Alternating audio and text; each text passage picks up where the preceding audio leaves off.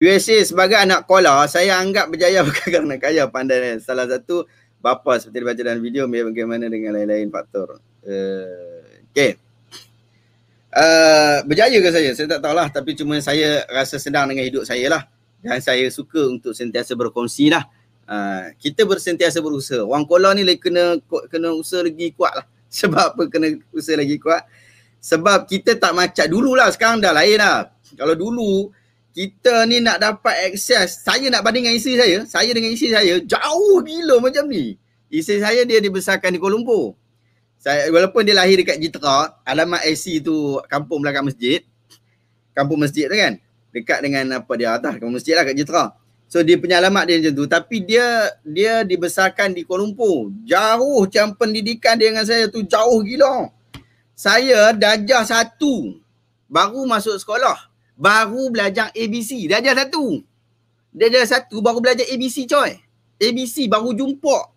Darjah 1. Tu pun cikgu ajak. Baru tahu. Oh menatang tu A. Menatang tu B. Mak saya buta huruf. Ayah saya sampai darjah 5 sekolah Melayu. Jadi macam tu lah. Akak-akak abang-abang baru dalam proses nak membesar pada waktu tu. Paling besar waktu tu Abang Pozi lah. Abang Pozi saya tu dia masuk apa? Dia masuk maktab waktu tu. Waktu tu maktab perguruan. So dia masuk lah. Jadi dia tak duduk dengan kita lah. Dan akak saya pun dah besar. Dia pergi duduk kat KL juga. Jadi tinggal saya dengan abang-abang saya yang masih muda-muda lagi. Pun dalam berusaha untuk nak bagi naik ke belajar. So darjah 1 baru belajar ABC. Jahama baru masuk darjah 3 baru belajar jahama. Baru masuk Quran, baca Quran. Kat rumah ayah lah ajak. Alik datik alik bawa i depan U tu. Yang tu ayah saya ajak tu. Susahlah kita nak bandingkan dengan isteri saya. Oi jauh. Isteri saya sekolah kat sini. Memang daripada 5 tahun, 4 tahun dah masuk sekolah lah. Dah masuk sekolah dah mengaji dah. Dah darjah 1 tu kira boleh baca sungguh dah. Boleh baca Quran dah. Kira clear dah tu. Dah mula hafal Quran dah. Kita tak masuk lagi. Saya tingkatan 1 baru boleh baca Quran. Sungguh lah. Nak kata fasih sangat idak tapi baru boleh baca Quran. Tu masuk darjah tingkatan 1 dekat Sekolah Menengah Agama Kerajaan Johor. Oh usaha sungguh lah kita. Usaha sungguh. Main banyak. Kita main banyak lah usaha. Tapi kita usaha. Yang penting saya rasa perkara yang paling penting cikgu buat dekat kita orang-orang kola ni ialah mimpi. Harapan, cita-cita yang tu. Bermimpi untuk menjadi sesuatu.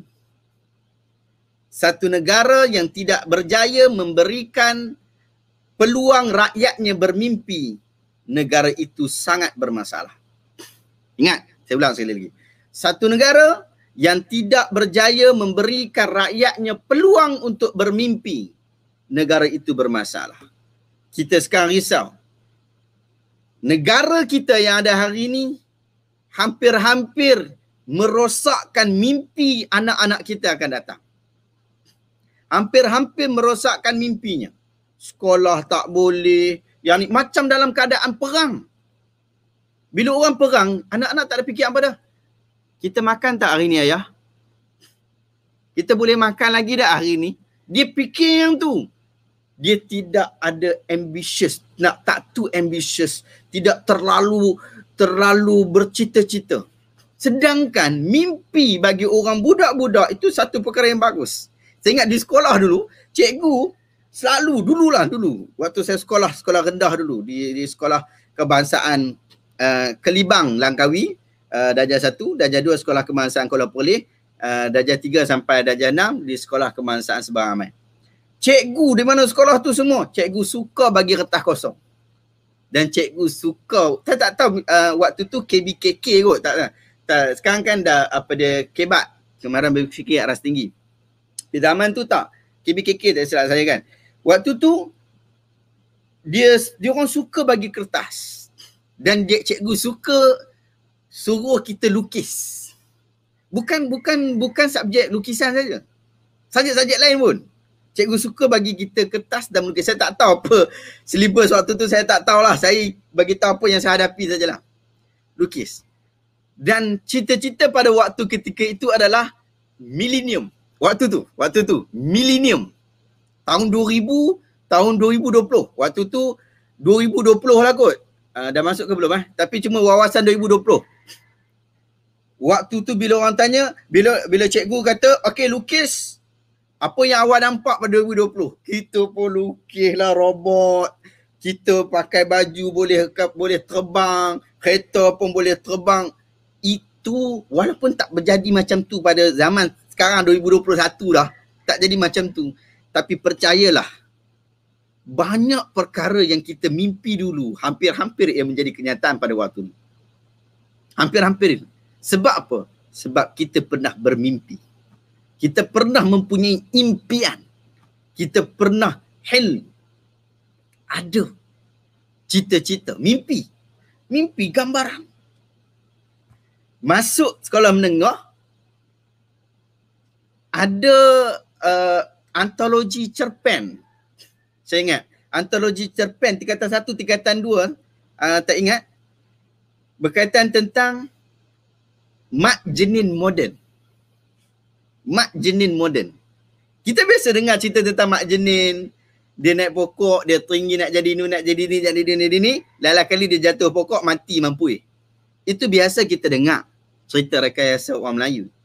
Tapi, bila dia buat mak jenin moden tu, dia jadikan mak jenin tu, akhirnya dia dapat apa yang dia nak. Kita bermimpi. Kita berfikir, saya tengah cerita pasal benda semangat ni, terharu pula, sebab sebab tak tahu. Tapi saya cerita tentang benda yang best ni sebenarnya. Allahu Akbar. Tapi itulah yang guru-guru kita ajar, supaya kita bermimpi. Saya di Johor, cerpen, antologi cerpen ke Komsas ke, tak ingat lah semua tu, lupa lah. Tapi sehelai warna daun. Sehijau warna daun. Sehijau warna daun. Sekejap kita tengok. Ada tak buku tu lagi? Sehijau warna daun. Ada lagi. Ada lagi di gambar dia. Ni. Sehijau warna daun.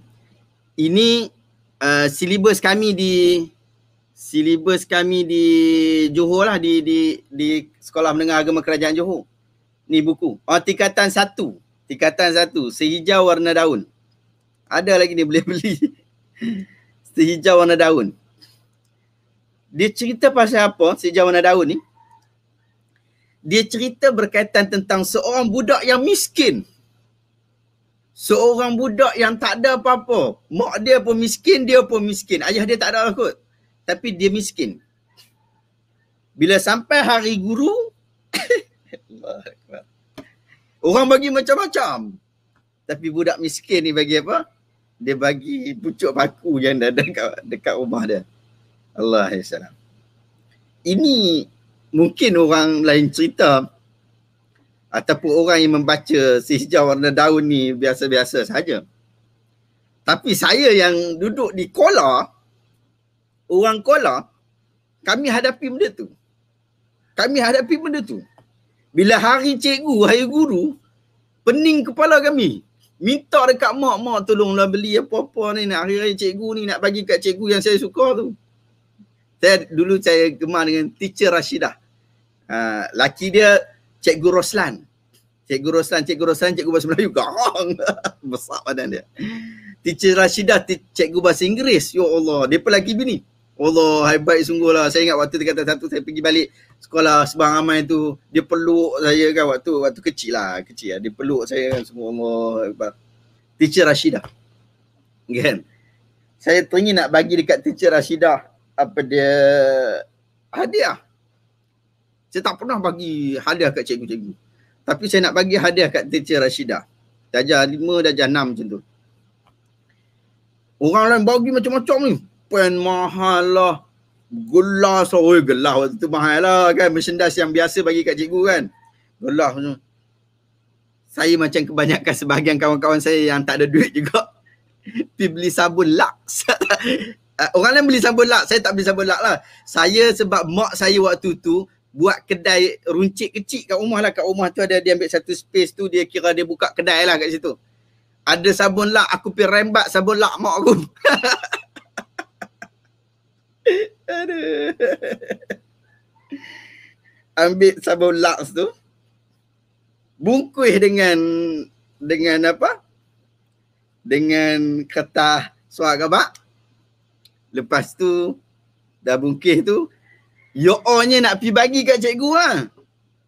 Tapi saya malu nak bagi. Malu sungguh. Sampai ke sudah saya tak bagi. Allah. Bila baca buku Sehijau Warna Daun tu, tingkatan 1 dekat Sekolah Agama Kerajaan Johor tu,